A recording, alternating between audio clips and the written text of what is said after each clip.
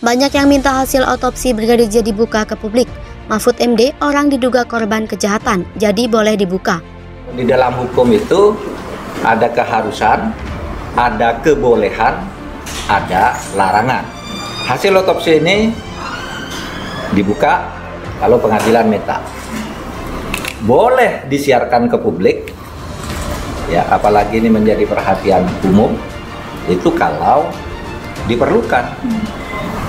Nah, perlunya otopsi kedua dilakukan karena otopsi pertama dilakukan oleh publik dan oleh keluarga. Oleh sebab itu benar Kapolri nanti kalau diminta oleh hakim hasil otopsi itu disampaikan di rumah. Tapi kalau tidak diminta boleh, dan Kapolri sudah mengumumkan itu akan dibuka. Oleh sebab itu jangan dibalik-balik lalu dibilang tidak boleh dibuka ke publik. Boleh. Kalau alasannya menurut Undang-Undang Kesehatan itu rahasia. Itu bukan kesehatan, itu otopsi, bukti pengadilan. Ya ini sudah sesuai lah dengan harapan, tapi kami masih berharap ya agar betul-betul nanti hasil otopsinya itu betul-betul dengan benar dan jujur sesuai dengan fakta. Dalam arti kami akan bekerja lebih sungguh-sungguh lagi untuk tidak saja meyakinkan keluarga tentang apa sebetulnya yang terjadi. Masyarakat juga ingin tahu itu, tapi juga kepala negara kita juga ingin tahu apa sesungguhnya yang terjadi. Jadi saya kira semua kegiatan-kegiatan tersebut tentunya menjadi perhatian publik dan kita minta untuk semuanya ikut mengawasi sehingga transparansi, akuntabilitas dari hasil yang kita harapkan yang tentunya akan dipertanggungjawabkan ke publik betul-betul bisa berjalan dengan lancar, dengan baik dan memenuhi rasa keadilan yang tentunya ditunggu oleh publik. Saya kira kita tunggu hasilnya dan mudah-mudahan semua berjalan dengan baik. Terima kasih. Menko Polhukam Mahfud MD menyebutkan hasil otopsi ulang jenazah Nofriansah Yosua Huta Barat atau Brigadir J dapat dibuka ke publik apabila diperlukan. Ia mengatakan aturan hukum yang ada saat ini tidak melarang apabila hasil otopsi ingin disampaikan kepada publik.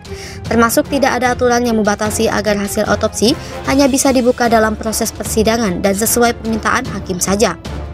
Menurut Mahfud, pembukaan hasil otopsi ulang tersebut menjadi semakin penting karena publik maupun pihak keluarga meragukan hasil otopsi yang dilakukan terhadap jasad Brigadir J. Dia menegaskan bahwa hasil otopsi bukan bagian dari rekan medis sehingga tidak menyalahi aturan Undang-Undang Kesehatan untuk dibuka hasilnya. Dokter forensik mendapati kepala bagian belakang Brigadir J diketahui bolong berlubang seperti tertembus oleh peluru. Lubang tersebut tembus sampai ke hidung dan mata. Saat dibuka, otak di kepala Brigadir J juga sudah tidak ada. Temuan-temuan tersebut diungkap oleh pengacara keluarga Brigadir J, Komarudin Simanjuntak, dalam acara live streaming Hendro Virleso.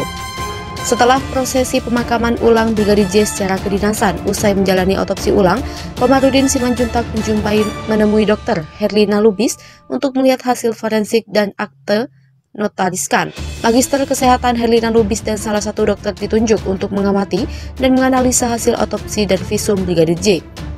Setelah mereka, dokter forensik yang mengotopsi ulang meraba-raba kepalanya. Ternyata ada semacam penempelan lem. Setelah diraba-raba rambutnya, ternyata di situ ada lubang disondek atau ditusuk. Lubang itu tembus ke mata dan hidung. Diduga almarhum Brigadir J ditembak dari belakang kepala hingga jebol sampai ke hidung depan. Kemudian, tim dokter forensik juga menemukan di dalam tengkorak kepala Brigadir J ada 6 retakan.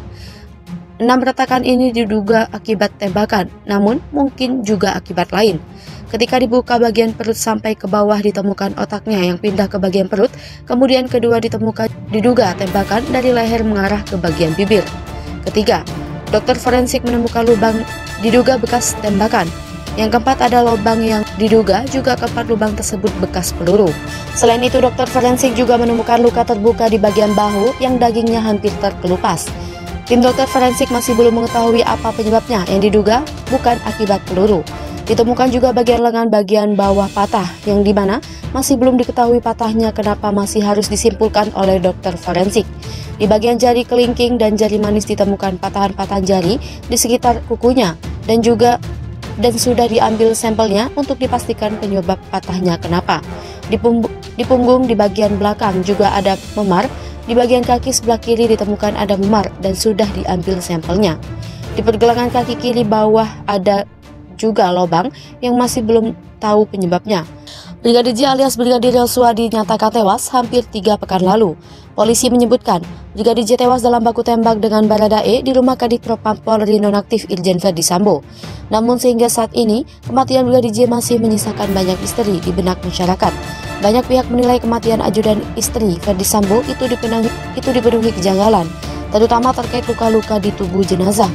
Untuk mengusut tuntas kasus ini, Kapolri Jenderal Listio Sigit Prabowo meminta kasus ini diusut tuntas. Sejumlah pejabat polisi dinonaktifkan, termasuk Irjen Verdi Sambo.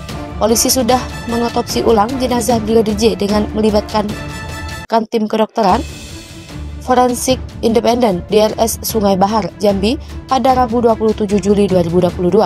Sekitar 3-4 jam hasil otopsi Komarudin juga mengatakan untuk dilakukan pemakaman secara kedinasan dikarenakan ia meninggal gugur dalam tugas, namun masih terhambat administrasi.